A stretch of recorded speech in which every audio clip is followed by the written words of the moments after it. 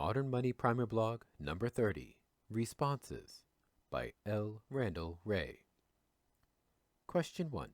A few quick questions. 1. Isn't Charles Goodhart essentially a neoclassical who accepts the chartalist approach to money? 2. Would it be accurate to say the sources of modern chartalism MMT are A.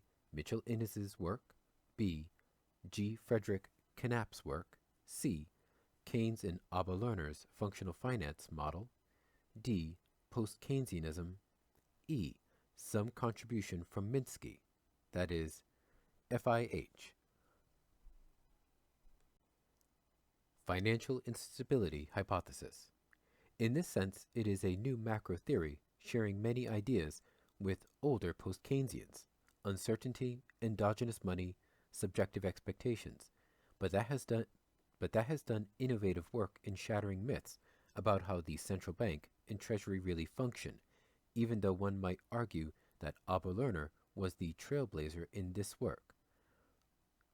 Lerner, 1943, Functional Finance and the Federal Debt, Social Research.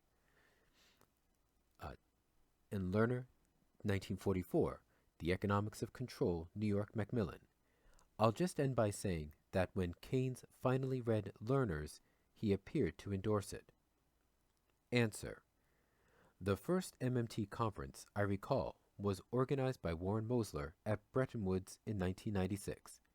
At that time, he called it soft currency economics, but most of the pieces of the MMT puzzle were there. The three economists invited by Warren were Charles Goodhart, Basil Moore, and yours truly. I would not accept essentially neoclassical as an accurate description of Charles. However, to say that he marches to his own drummer would be accurate. We don't agree on everything, but we agree on much. A bit more on that conference. A. The one who actually did the work of organizing Warren's conference was none other than Pavlina Tcherneva, who at that time was an undergrad student of Matt Forstater. B. My memory is notoriously bad, and someone will probably correct me by reminding me that the Bretton Woods Conference was not the first meeting of MMT, but it was certainly the first time I met Warren and Pavlina. I think I had met Matt before, and had known Stephanie for quite some time. I think I had met Bill before 1996, but memory is foggy.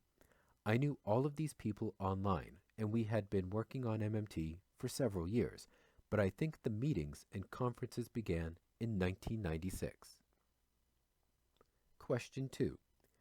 Does Basil J. Moore subscribe to MMT?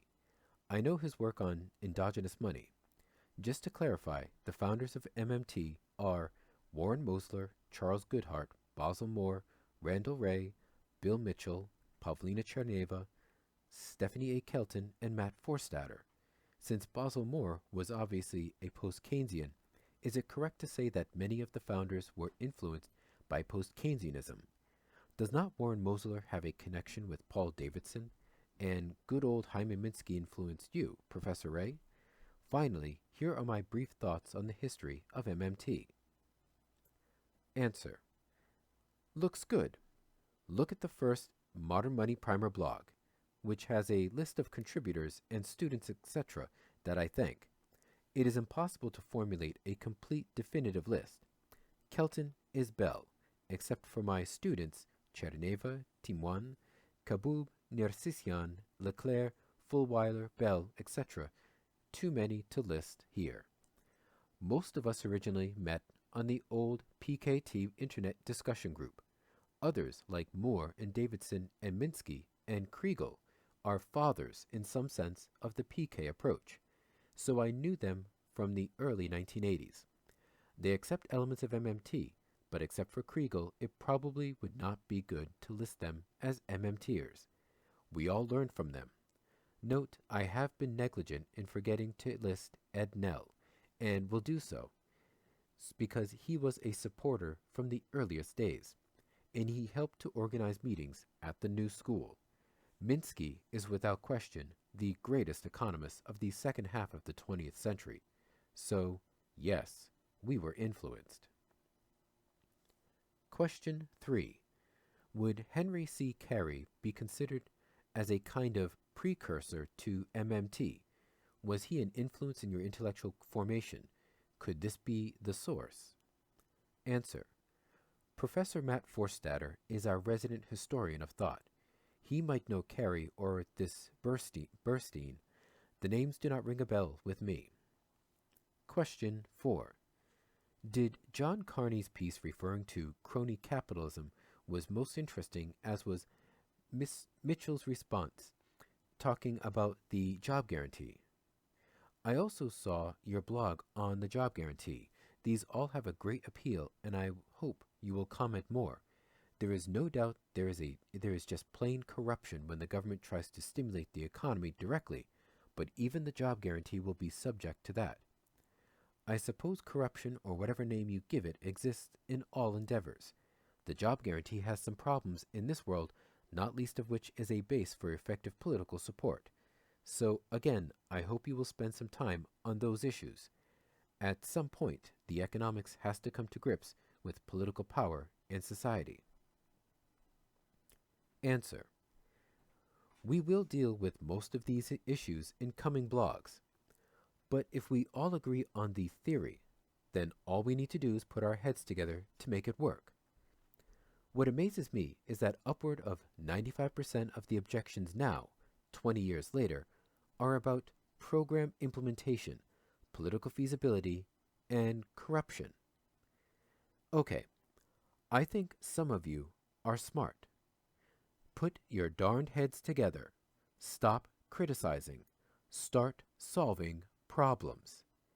I cannot see any use of economics or any other branch of human endeavor if it does not try to tackle problems. Finding useful work for a job guarantee employee seems to me to be on the order of difficulty as finding a pot for your 2-year-old to pee in. If you cannot resolve that problem, you are up the creek without a paddle, so to speak. Have any of you ever put a diaper on your damned kid? You began as all thumbs and sharp pins. After a few months, you could do it with your eyes closed, one-handed, in a restaurant while serving your guests with your other hand. As Keynes said, this is like dentistry. Solve the damned problem. Stop complaining. All of you, every single one of you, should be able to resolve all these issues before I even start posting blogs about the job guarantee. That's a challenge. My upcoming posts on job guarantee should be completely redundant. Get your buns in gear. You've been here for more than half a year. All the pieces are in place. Go for it. Prizes and fame await.